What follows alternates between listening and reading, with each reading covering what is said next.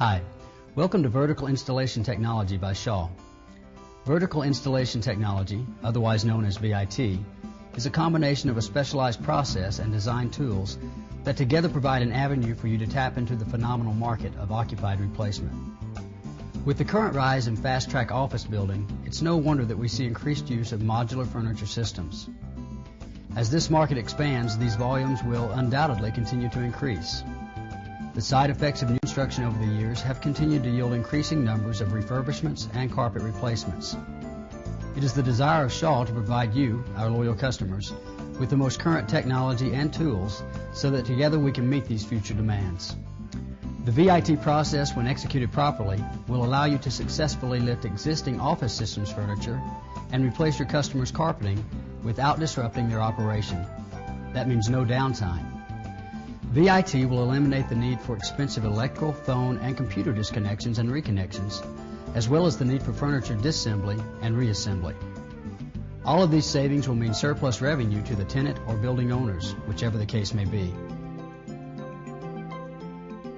The following are suggestions for effectively planning, evaluating, and communicating with your client the VIT process. Always plan a walk through the area to be carpeted with your customer and examine closely the conditions of the stations and wiring underneath. If any damaged areas are seen, please note them and bring them to the customer's attention. Also ensure the filing cabinets underneath the work surfaces are all unlocked, as you will need to access underneath via bottom drawer removal.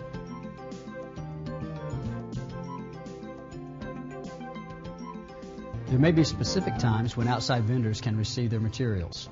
Explore this with your customer and where the receiving docks are located and freight elevator locations. There will also be dumpster usage required. You will need to discuss the use of dumpsters with your customer and/or arrange for disposal of unwanted materials. Most multi-level buildings will enforce strict security. Make sure you inquire about the security requirements and access into the building during off hours. Many air systems are scheduled to shut down during evening hours. It is better if the systems can be on during an installation, both for comfort as well as safety. You will be working around metallic-based panels and live electrical wires. Know where the electrical shutoff is for the area you are working in case of an emergency. Know who to contact in the event of an emergency. This means someone from the building management, the customer, and someone from your employer as well. Discuss with the customer your pre-planned phases of installation, describing where you will begin and end each phase. Ensure that everyone is in sync with times and places of work and completions. Discuss the need for an area to place all the unattached furnishings for each phase or area while carpeting is being installed. Ensure that this area does not interfere with any working employees. Be sure to rope off all work areas from the surrounding areas with a barrier or caution tape. Discuss with the customer the need for an area to place tools if necessary. Secure the area and make sure that all tools are safely stored away. Use of the drop cards both before and after installation will ensure that all of the employees will have advance notice. There should be no reason for any surprises. Should there be need for mechanical equipment to assist in the removal of carpeting, be sure to advise your customer of this need and if the equipment is noisy or gaseous. MSDS sheets are available on all applied materials such as adhesives and sealants, etc. Always maintain a file with all of the MSDS sheets on the materials that you're using for emergency situations.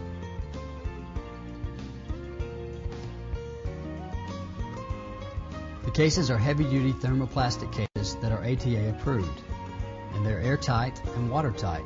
Each one, when packaged from our plant, weighs slightly under the 75-pound limit for air travel. The patented lift tools are designed and are custom crafted with great pride right here at Shaw in our very own machine shop. Each lift has a registered serial number for control purposes. All lift tools are carefully constructed and inspected to ensure that they meet the requirements before they are released for use. These slotted rail attachments engage the panel rail's head at 90 degrees. These rail attachments are primarily designed for use with panel rails that are engineered at a slight angle. These adjustable rail attachments are used where the panels intersect at 90 degrees and hinge out to lock in two panels at a corner. This attachment is to be used under the furniture glide and list from the bottom. This attachment, same as the 2-inch base attachment, is 1 inch wider, yielding more support area. This attachment is designed to sandwich in between panels, centering at the panel joint, resulting in lifting two panels together simultaneously. This attachment, same as the wide joint support attachment, is only narrower in that the space allowed may not be as forgiving. These tools are very useful and are placed underneath files, desk legs, etc. to assist in moving the furniture out of the way quickly and safely. This tool is used to operate the lift jack. It is difficult to tap metal parts together without causing damage. Thus, this mallet is provided to assist you when those needs arise. The shingle ripper is a very handy tool that will reach underneath the panels and file drawers to free up old glued down carpet. This tool will allow you to install tile underneath areas where you need to have a jack in place, but also need to install carpet tile underneath.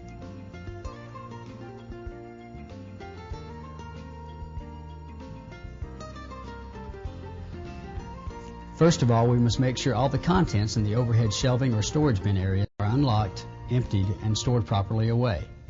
Any work areas where overhead storage exists need to be emptied with all their contents packed up in boxes. Excessive weights in these areas will cause the furniture panels to be heavy and can potentially damage the tools or their attachments.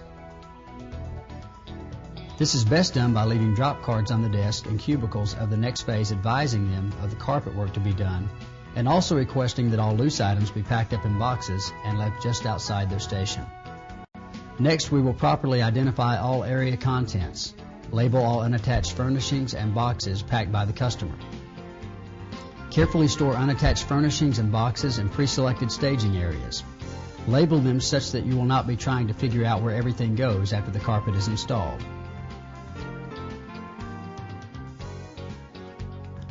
It's usually best that one person or team do all of the tagging to keep down confusion and establish consistency. To further aid in the proper placement of items, hand-drawn blueprints may be made, or use of digital photo or video cameras. Some furniture may be bulky or heavy. In many cases, specially designed skids should be used to place underneath the loose, unattached furniture items. These skids have a coated surface which will actually ski right over the carpet or any surface. This makes moving much easier to handle and much faster. It is important to note here that the computer, printers, and phone lines do not have to be disconnected. As we see, this can often create huge opportunities for our installers. Carefully pull up and tape all loose wires such as phone, computer, and printer connections that are underneath the work areas, removing as much of the excess wiring out of the way as possible. Be careful not to disconnect any items. Velcro cord wraps work really well for this problem and are a good investment for this function. Carefully vacuum the carpet, thus removing as much dust, dirt, and debris as possible.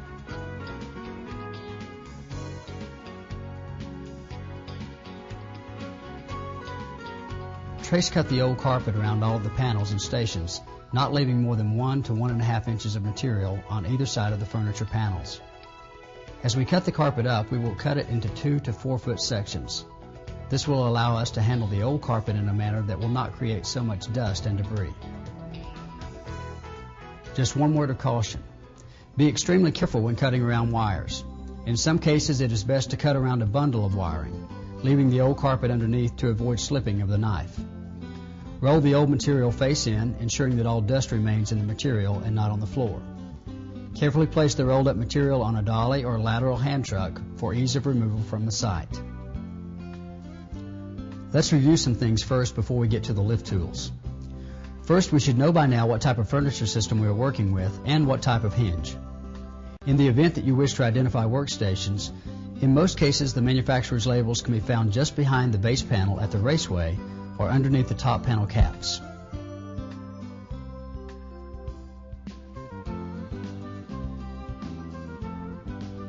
There are basically 3 types of hinges used on systems furniture. The first type of hinge is what is termed the slip joint hinge. This is a very popular hinge that is used by several different manufacturers. The slip hinge is sensitive in that if the panels are lifted too high without locking them together, they can possibly rack or dismantle. Caution must be used with this type of hinge, and more lifts are generally used to give a more even distribution of weight. Another type of hinge is called the rigid hinge. This hinge is locked together utilizing bolt-tightened joints along with metal clips. With this hinge, there is very little room for movement or dismantling. When one panel is lifted, the adjacent panels will lift along with it.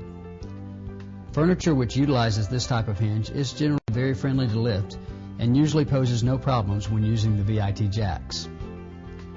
The third type is called a post and fence hinge. Post and fence type hinges are fewer in number and are also sensitive items to lift. They are similar to slip hinges, except they will dismantle much easier. There is generally less room to play with and extreme caution is required. To begin, first determine and begin lifting at the heaviest points, where weight is most concentrated, such as four-way intersections. Work your way outward from the heaviest areas first. Place the lift tool at every panel at first until you are comfortable with the furniture and its assembly. Determine the proper attachment for the furniture that you are lifting. If the side rail attachments cannot be used for some reason, then resort to the universal or base attachments. A word of caution here regarding the use of the universal attachment. Examine the support where you have chosen to use the lift tool. Make sure the area will support all of the exerted weight of the lift. Oftentimes there is only a very fragile aluminum strip at the bottom of the panels. Do not lift in these areas if that is the case. The base attachment should be pushed under the panels fully. Extend the white plastic support forward until it meets the panel. This will add stability to the lift. On slip hinged systems, we recommend use of the panel locks before initiating the lift tool. Use of these tools will keep the lift of the panels more evenly distributed. Once the jack and reinforcement tools are properly in place, using the ratchet, turn the screw counterclockwise to lift and clockwise to lower. Pay close attention to the weight and your surroundings. Also, you need to always be extremely cautious and monitor the panel joints. If the furniture type is on a flexible hinge, this means the panels could shuffle with you and dismantle. Turn each jack either simultaneously with one another with help of other installers, or turn each jack in small increments until the desired height is reached. This will ensure that the least amount of stress will be exerted against the furniture panels during the lift process. The minimum amount of lift needed is approximately 1/4 inch, just enough to get under the glides and remove and replace carpet tile. Any panels lifted in excess of that amount will run the risk of dismantling or cause damage to the lift tools or their attachments. In some instances, it is safe to utilize small 1/2 inch blocks of plywood underneath the support legs or guides. Before jacking the panels to this height, be sure you are comfortable and that the panels are secured from shuffling with you. Utilize the corner panel locks to help eliminate the panels from shuffling. Prior to placement of the wooden blocks, the old carpet should be shifted to the side. The blocks should be placed directly upon the concrete or subfloor and not the carpet. This will allow use of the jacks in other needed areas and will provide more free space for reinstallation of carpet tile. Once the furniture panels have been successfully lifted, the rib bands of material underneath the panels should be removed. The shingle ripping tools should be used to access and loosen any carpeting out of reach. Once all the material has been removed, proceed with floor preparation for new adhesive and floor covering. Install the new carpet tile into position carefully, following the proper installation bulletin for the carpet tile and backing selected. When a new tile conflicts with an existing lift tool, utilize the access bar on which to place your lift tool. The access bar provides sufficient clearance underneath to allow installation of a tile module. Once in the desired position, release the lift tool and remove it from the access bar. After each area is completed, the following items should be reviewed to make sure they have been taken care of properly. This will ensure that your client views your quality of work as that of being thorough, complete, and professional. Make sure all furnishings have been returned to the correct workstation and that all areas have been vacuumed. Check to see that all carpet and blades have been removed and disposed of properly, and that all tools have been inventoried, stored, and secured. Walk through to make sure all furniture panels are properly placed back in alignment and all rail caps and base caps have been put back in proper place. Record yardages or phase completed. Be sure to notify the customer of any problems that you have encountered. Be sure to communicate the necessary arrangements needed for the next installation date. As you can see, there are many things to consider when planning the use of VIT for your carpet replacement. We hope that this short video has been of service to you. Should you have any further questions regarding the content of this video, please feel free to contact our Technical Services Department at 1-800-471-7429. Thank you for your time and good luck on your future occupied replacements.